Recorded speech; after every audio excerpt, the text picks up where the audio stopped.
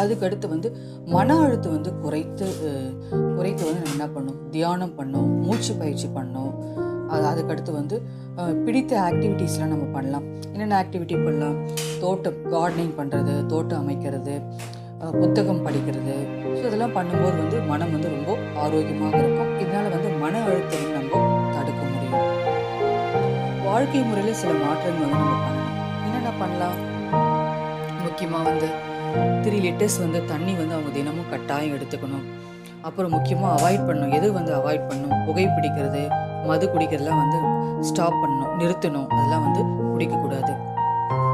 So இதெல்லாம் பண்ணும்போது உடல் வந்து ரொம்ப ஆரோக்கியமாக இருக்கும். ஸோ இன்றைக்கி வந்து எங்கள் வீட்டில் என்ன சமையல்னு சொன்னால் ப்ரௌன் ரைஸ், அதனோட வந்து பட்டாணி கிரேவி, அதுக்கடுத்து வந்து சிறுகீரை கடையல், அதுக்கடுத்து வந்து பாயில்டு எக்கு. ஸோ இதுதான் எங்கள் வீட்டு சமையல்.